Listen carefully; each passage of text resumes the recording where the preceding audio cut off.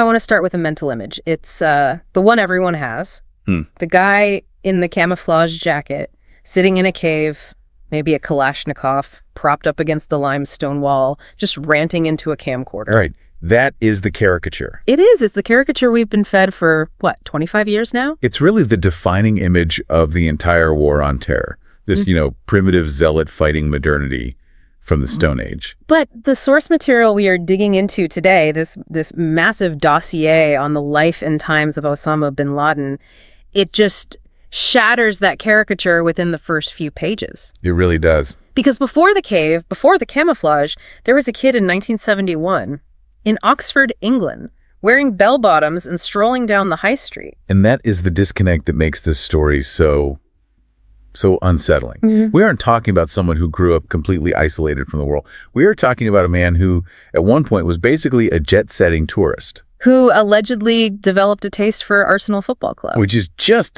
it's a detail that doesn't compute, does it? That specific detail from the biography, it really stuck with me. The idea of the world's most wanted terrorists standing on the terraces at Highbury or, at least watching the matches is just bizarre. It is. But it sets the stage for what we're trying to do today. We aren't just here to recount the attacks. I mean, everyone knows what happened on September 11th.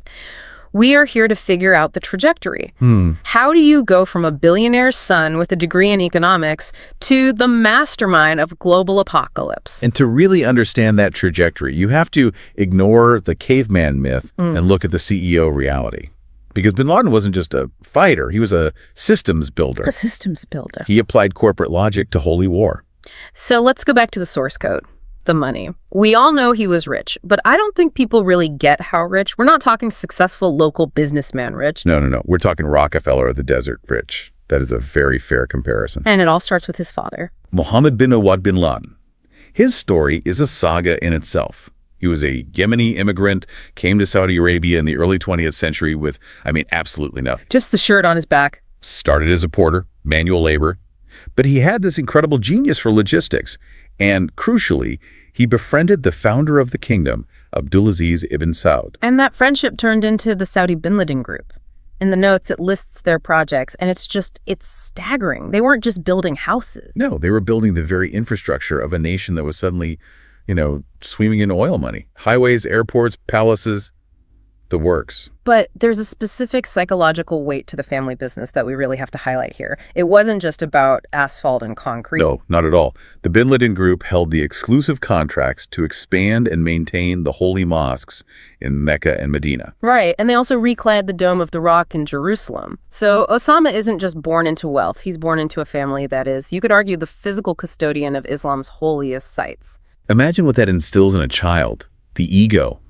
You grow up seeing your family name literally stamped on the architecture of the sacred. It has to create a sense of ownership over the faith itself. It must. He was born in 1957, one of, over 50 children? Over 50, yeah. His mother, Hamida, was Syrian, and she was the 10th wife, in a sense. Mohammed bin Laden would frequently marry and divorce. He kept 4 wives at a time, but sort of rotated the 4th spot. And Osama was the only child from that specific marriage. That's right. And while he was raised by his mother and his stepfather, he wasn't cut off. Not at all. He was very much a bin Laden. And when his father died in a plane crash in 1967, Osama was just 10. He inherited a fortune. The estimates vary, of course, but we're talking roughly $30 million. In 1967 dollars. Precisely. That is never work a day in your life money. It's buy a small country money. And yet he goes to university. King Abdullah's University in Jeddah. He studies economics and business administration. And this is so crucial. He's trained to manage resources, to understand supply chains, to look at ROI. He isn't studying theology, not primarily. He is studying management. But the theology finds him anyway. And this is where the story takes its first really sharp turn. The transcript highlights a specific professor at his university. Mohammed Quatbeh. Mohammed Quatbeh. The brother of Sayyid Quatbeh. Okay, for people who don't spend their weekends reading up on Islamist philosophy, we need to pause here. Because without understanding Quatbeh, you cannot understand Al-Qaeda. You really can't. Yeah. Sayyid Quatbeh was an Egyptian intellectual who spent some time in America back in the late 1940s. Right. And he was just horrified by what he saw. The materialism, the mixing of sexes, the jazz music. He hated jazz music. He went back to Egypt and wrote a book called Milestones, which is It's basically the Communist Manifesto of jihadism.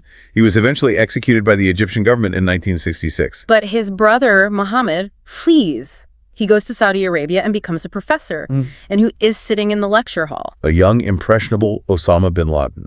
And what's the core concept they're discussing? Jahiliyyah. Which means ignorance. Historically, it refers to the time before the Prophet Muhammad, the age of pagan ignorance. But what Quat did was update it.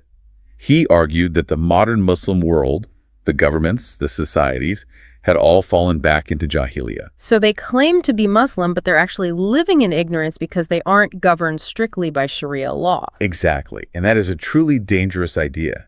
Because if a leader is living in Jahiliyyah, even if he calls himself a Muslim, then technically he's not really a Muslim. And he's not a Muslim. Then it becomes permissible to overthrow him or kill him. That's the intellectual leap. And that's what allowed bin Laden to eventually justify attacking the Saudi royal family, the very people who made his father rich. But back in the late 70s, this was all just theory. He was a pious, wealthy student, reading books, listening to cassettes. He needed a catalyst, something to turn all that theory into kinetic action. And the universe provided one, 1979.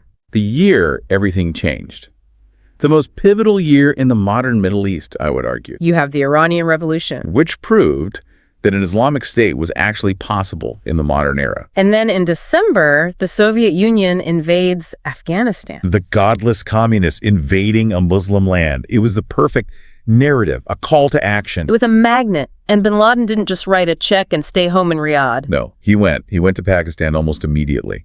He arrives in Peshawar, which is the border city, the staging ground for the entire war. I think this is where the construction CEO skills really come into play. The popular image is that he was this great warrior, a sort of Rambo figure. But the accounts from people who were there, including his mentor, a man named Abdullah Azam, they all suggest he wasn't actually a great fighter. He was a great logistician. Exactly. That's the key. He didn't turn up with just a rifle. He turned up with bulldozers. He brought heavy machinery from the bin Laden group. Yes. He looked at the mountains of Afghanistan and saw an engineering problem. The fighters needed supply lines. Okay, he cut roads through the rock. They needed cover from Soviet airstrikes. He dug these massive tunnel complexes. There's a quote in the source material from a fighter saying that bin Laden was happier driving a front-end loader than he was shooting a gun. He was building the infrastructure of jihad. And funding it. Absolutely. He set up the Maktab al-Khidamat, the Bureau of Services, in Peshawar. It functioned like a combination of a recruitment agency and a travel bureau. They paid for plane tickets. They provided guest houses. That's the business administration degree at work? It's streamlining the process. He made it easy to become a holy warrior. We have to talk about the CIA here for a second, because there is this persistent myth that the CIA met with bin Laden. They trained him. They gave him a gold watch. The evidence just doesn't support that at all. The CIA was funding the Mujahideen, yes, billions of dollars. Yeah. But they funneled it all through the Pakistani intelligence service, the ISI. They weren't dealing with individuals. They were dealing with the big Afghan warlords, Hekmatyar and Massoud. They didn't really care about the so-called Arab Afghans, this small boutique group of foreigners that bin Laden was leading. To the CIA, bin Laden was a nobody. A wealthy Saudi tourist playing war. Which, ironically, allowed him to operate with almost no oversight. He builds his own base, Al-Masada, the Lion's Den, in 1986. And then comes the Battle of Jaji in 1987. And Jaji is the moment the myth is born. It is.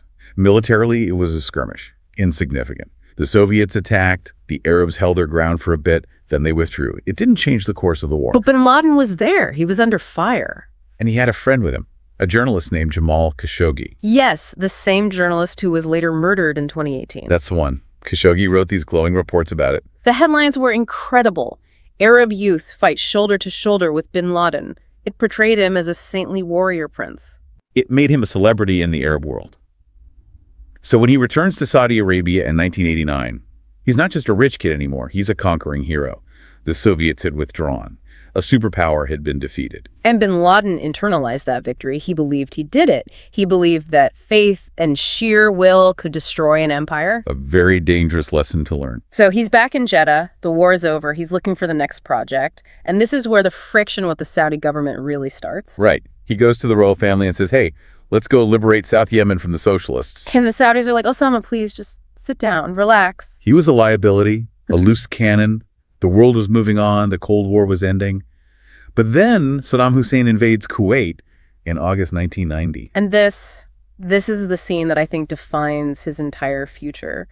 The meeting with King Fahd and the defense minister, Prince Sultan. It's cinematic. Yeah. It really is. Saddam's army is massing on the Saudi border. The kingdom is panicked. Bin Laden gets an audience. He unrolls his maps. He unrolls his maps and he tells the king, do not call the Americans.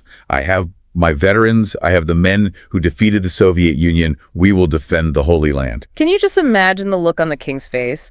You've got this guy proposing to stop the fourth largest army in the world.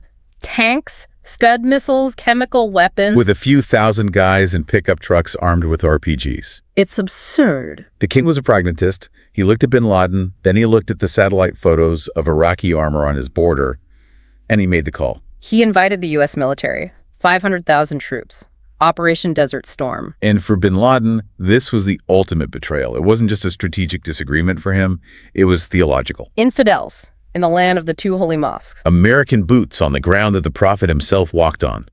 To bin Laden, this was all the proof he needed that the Saudi royal family had fallen into Jahiliyyah. They were apostates. They had sold out Islam for American protection. Yeah. He was incandescent with rage. He went public with it. He gave sermons. He smuggled out cassette tapes criticizing the king. And you just don't do that in Saudi Arabia and get away with it. No. They cracked down hard. They confined him to Jeddah, put him under house arrest, and eventually in 1991, they expelled him. He managed to leave under the guise of a business trip, but he knew he wasn't coming back. So the hero becomes the exile. He goes to Sudan. And this is a period that the transcript really dives into, which I feel is often skipped over. The Sudan years. They're fascinating because this is where al-Qaeda really turns into a corporation. It literally becomes a holding company. Yes. The new Islamist government in Sudan, led by a man named Hassan al-Turabi, welcomes him with open arms. They need infrastructure. He has money and construction equipment, so he moves his entire operation to Khartoum. And he starts businesses, legitimate businesses. He had a construction firm called Al-Hitra. He built a 750-mile highway from Khartoum to Port Sudan, which, by the way, is still the main artery of that country today. He had a tannery, a bakery. He grew sunflowers and watermelons on these huge farms. It's so surreal. The world's most dangerous terrorist is sitting in an office in Khartoum checking the price of sunflower seeds. But the farms were dual use. They were growing food, yes, but they were also being used as training camps. The construction crews were al-Qaeda members. He was keeping his army employed and trained while he waited. And while he's there, he starts getting targeted personally. The Saudis freeze his assets. His family publicly disowns him. There are assassination attempts. He became extremely paranoid. And he was hemorrhaging money. The businesses weren't actually that profitable, and he was funding terror groups all over the place. Egypt, Libya, Yemen. He was burning through that inheritance. And the U.S. is finally starting to pay attention. This is where Alex Station comes in. Right. The CIA set up a specific unit, a virtual station, just to track bin Laden. It was led by a guy named Michael Scheuer. And they were obsessed with him. They were. They saw the links. They realized he wasn't just a financier. He was the hub of this global wheel. But the rest of the intelligence community, they were still skeptical. They saw him as a Gucci terrorist, a rich kid playing games. Until 1996. Sudan is under massive pressure from the U.S. and the UN. Their economy is collapsing. They decide bin Laden is just too expensive to keep. They tell him to leave. And this is a critical what-if moment in history. It really is. Sudan actually offered to hand him over. They offered him to the Saudis. The Saudis said no, they didn't want him. They were afraid he'd become a martyr if they put him on trial. And the U.S.? The U.S. didn't have an indictment ready, so legally they couldn't take him. So everyone just sort of let him go. He gets on a plane and flies back to the one place in the world where he still has friends, Afghanistan. But it's not the Afghanistan he left. No, it's 1996. The Taliban have risen from the ashes of the Civil War and taken over most of the country. There are these ultra-conservative religious students led by a one-eyed cleric, Mullah Omar. So bin Laden arrives, basically destitute, angry, and radicalized to the breaking point. He settles in a place called Tarnak Farm near Kandahar. It's this dilapidated, dusty complex, no electricity, no running water, a far cry from the palaces of Riyadh or even the villas of Khartoum. And this is where he officially declares war. August 1996. He issues a fatwa, declaration of war against the Americans occupying the land of the two holy places. It's a long, rambling historical text, But the message is crystal clear. Drive the U.S. out of the Middle East. By any means necessary. He's calling for a global uprising. And then the attacks start to ramp up. We see the embassy bombings in Kenya and Tanzania in 1998. Simultaneous truck bombs. Just devastating. Over 200 people dead. And that was the moment he hit the FBI's 10 most wanted list. The U.S. retaliated with cruise missiles Operation Infinite Reach. They hit his camps in Afghanistan, but they missed him. By just a few hours. And this is where the plot for 9/11 really begins to take shape. The transcript mentions that the idea didn't actually originate with bin Laden. No, it came from Khalid Sheikh Mohammed KSM. He was the architect. He pitched this wild idea of using commercial airliners as guided missiles. And bin Laden was initially skeptical. He was, but by late 1998, early 1999, he gives the green light. But he adds his own twist. He wants to choose the operatives personally. They needed a very specific type of person for this, didn't they? They couldn't use the rough mountain fighters from Afghanistan. No, they needed men who could blend into Western society, which leads them to the Hamburg cell. Mohammed Atta, Ziad Jarrah, Marwan al-Shihi. They were students in Germany. They spoke English. They were westernized enough to pass through an airport without raising suspicion, but they were deeply, deeply radicalized. And the date. September 11th. I have to admit, like most people, I always assumed it was a play on 911, the emergency number. It's a very common misconception. But historians and intelligence analysts, they point to a much deeper symbolism that really fits with bin Laden's obsession with history. Which is? September 11, 1683. 1680. The Battle of Vienna. The Ottoman Empire, the last great Islamic caliphate, had laid siege to Vienna. It was the high water mark of Islamic expansion into Europe. If Vienna fell, the thinking went, Germany and Rome were next. But it didn't fall. On September 11th, the King of Poland, John Sobieski, led a massive cavalry charge and broke the siege. It was a turning point. So in bin Laden's mind, that date marks the beginning of the decline of Islam and the rise of the West. Exactly. He wanted to reverse history. On the precise anniversary of that defeat, he would strike the heart of the new Western Empire. It just adds this layer of historical vengeance that is truly chilling. So we get to the day itself, 2001. I don't want to rehash the footage we've all seen 1,000 times, but I want to focus on the confusion of that morning, because looking back now, it all seems so inevitable. But in the moment, nobody knew what was happening. The timeline of the FAA and NORAD is just. It's a comedy of errors that turned into a profound tragedy. When Flight 11 went off course and turned off its transponder, nobody thought missile. They thought hijacking. But the old kind of hijacking. Right. The kind from the 70s and 80s where you fly in Cuba and demand ransom. That was the playbook they were using. So the fighters, they scrambled. The F-15s from Otis Air National Guard Base, they didn't even know where they were going. They were flying out to sea initially in a holding pattern. By the time the second plane, United 175, hit the South Tower at 9:03 a.m., those fighters were still minutes away. That 17-minute gap between the first and second impact, that's the psychological pivot point of the 21st century. It is the moment the world changed, live on television. After the second plane hit, the source material notes a specific detail about the pilots who were scrambled from Washington, D.C., the ones sent to intercept Flight 93. Heather Penny and Mark Sasseville. They didn't have time to load missiles onto their jets. That's right. They took off with just their training rounds.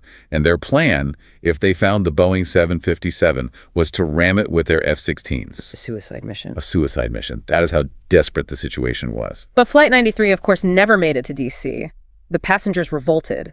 Which almost certainly saved the Capitol building or the White House.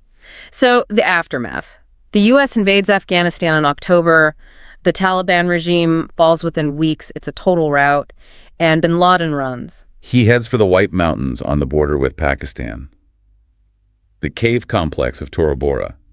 This is December 2001. And this is arguably the biggest military blunder of the entire war. I think you can make that case, yes. Explain the setup for us. He's cornered, right? Completely cornered. He is in this vast cave complex. The U.S. has Special Forces, Delta Force, CIA paramilitaries on the ground, calling in massive airstrikes. They're dropping daisy cutters, these huge bombs that suck the oxygen out of the valleys. I can hear him on the radio. They're intercepting his chatter. They can hear him apologizing to his fighters, giving them permission to surrender. He thinks he's going to die. So why didn't they get him? The U.S. commanders on the ground, they wanted to send in a battalion of Army Rangers to seal off the mountain passes into Pakistan, the back door. But the generals at CNTCOM and the Rumsfeld Pentagon said no. They wanted to rely on local Afghan militias to do the blocking. They didn't want a large U.S. ground footprint. And the militias were unreliable. To say the least, they were porous, some were bribed, some just didn't want to fight up in the snow. So bin Laden and his core group, they just slipped out one night, walked over the mountain passes, and vanished into Pakistan. And for the next 10 years, he's a ghost. We kept hearing reports he's on dialysis, he's dead, he's still in a cave. But he wasn't. He moved to Abbottabad in 2005. And this is where the story gets bizarre all over again. Because Abbottabad isn't some remote village. Not at all. It's a city. It's a military town. It has the Pakistani Military Academy, their version of West Point. And he builds a massive compound less than a mile from that academy. A custom-built fortress. The land was huge, about an acre. The walls were up to 18 feet high, topped with barbed wire. But it's the architecture that really reveals his paranoia. The privacy wall. Exactly. Bin Laden was tall, about 6'4".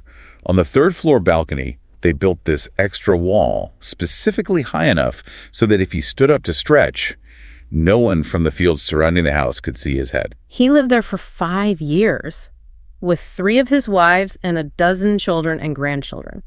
And they never left the compound, not once.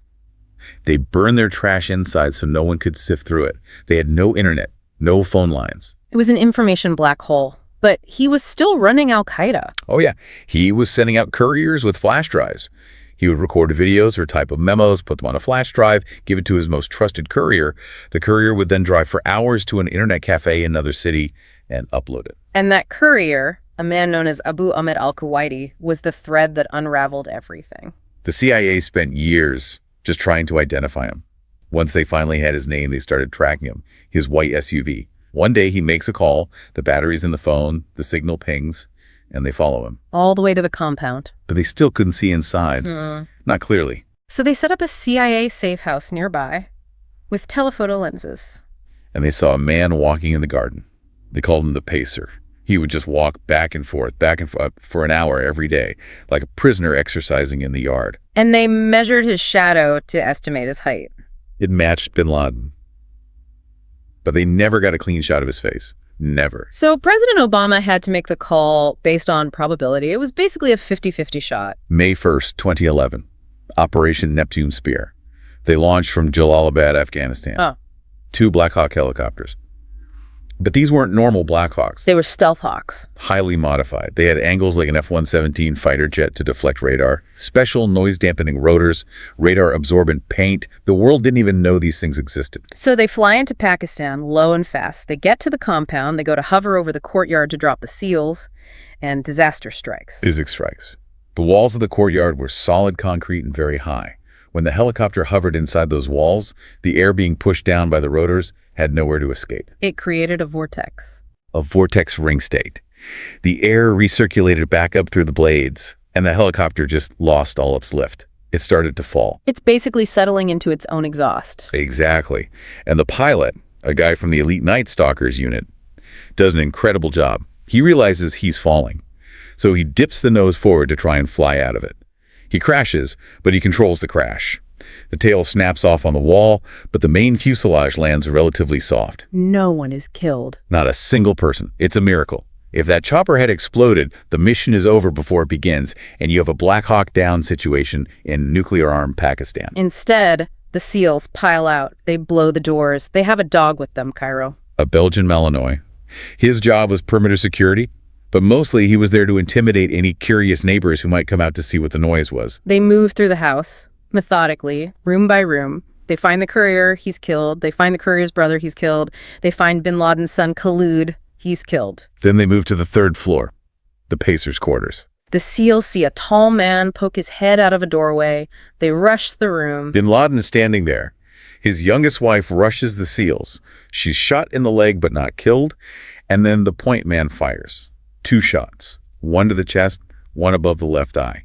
And that's it. That's it. The decade-long manhunt ends in a split second in a dark room. They radio in the code words, Geronimo Ikea. Enemy killed in action. But they don't just leave. This is the part that always amazes me. They spent nearly 45 minutes on the ground after the shooting. They were conducting a massive intelligence raid. They were prepared for this. They grabbed everything: computers, hard drives, thumb drives, stacks and stacks of paper. It was the single greatest intelligence haul in the history of counterterrorism. It revealed the inner workings of al-Qaeda for the last 10 years. Everything. And then they have to deal with the crashed helicopter. Right. They can't just leave a top-secret stealth helicopter for the Pakistanis, and by extension the Chinese, to reverse engineer. So they rig it with explosives and they blow it up. Then they all pile into the remaining helicopter and a backup Chinook that flew in, and they get out. And the body. They fly it to the USS Carl Vinson in the Arabian Sea. And this was a very calculated decision. They didn't want a grave. A grave becomes a shrine. A shrine becomes a pilgrimage site for neo-jihadists. So they buried him at sea? They washed the body according to Islamic rites, wrapped it in a white shroud, weighed it down, and eased it into the sea. No marker, no location, just gone. But his death didn't kill the ideology. And this brings us to the legacy part of our deep dive. Al-Qaeda was already changing. In fact, documents they found in that compound showed that bin Laden was actually struggling to control his own franchises. He was a frustrated CEO. I mean it. He was writing these angry letters complaining about the branding. Specifically, he was furious with the group in Iraq, Al-Qaeda in Iraq, led by a man named Abu Musab al-Zarqawi. And this is a group that eventually became ISIS. Correct. Zarqawi was a butcher, even by their standards. He was targeting fellow Muslims, Shiites, blowing up mosques, beheading people on video. And bin Laden thought this was bad for business. He and his deputy, Ayman al-Zawahiri, were old school. They believed the target should be the far enemy, the U.S. and Israel. They thought slaughtering other Muslims was terrible PR. They worried it would alienate the Ummah, the global Muslim community they were trying to win over. It's incredibly ironic to hear Osama bin Laden worrying about bad PR, but it shows the strategic split. Al-Qaeda was the vanguard, elite, and focused. ISIS became the populist mob. And for a while, ISIS completely eclipsed Al-Qaeda. When they declared the caliphate in 2014, they did what bin Laden never did. They held territory, they erased borders. For a time, Al-Qaeda looked like the boomer terrorist group, old, slow, out of touch with the TikTok generation of jihadists. But ISIS burned bright and fast. They were, for the most part, destroyed as a territorial entity. Al-Qaeda is still there. Al-Qaeda plays the long game. They've decentralized. They're in the Sahel now, Mali, Burkina Faso, Somalia. They've embedded themselves in local insurgencies.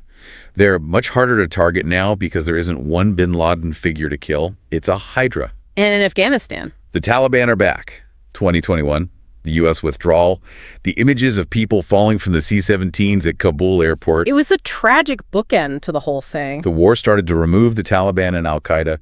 20 years and trillions of dollars later, the Taliban control the country again. It makes you question the efficacy of the entire enterprise. We killed the man, but did we kill the idea? The history suggests we didn't. Ideas are bulletproof. You can really only defeat a bad idea with a better idea, not with a drone strike. It brings up the final ethical question that the source material poses. And I think this is something for everyone listening to really chew on. Would the world have been better off if the SEALs had captured him alive? Imagine the scene. Osama bin Laden in an orange jumpsuit, sitting in a glass box in a federal court in Manhattan. The trial would have lasted for years. It would have been a global circus? The biggest media event in human history. He would have used the stand as a platform to preach his ideology to the world every single day. It might have inspired a whole new generation of radicals, or it might have demystified him completely. It might have shown him as just a frail, delusional old man stripping away the myth, the legend. We'll never know. We got the raid, we got the sea burial, and we got the history we have now. Indeed. I want to leave you with this thought. Whether you were in Manhattan on 9/11, or maybe you were born after it even happened, your life has been shaped by the decisions made by that one man.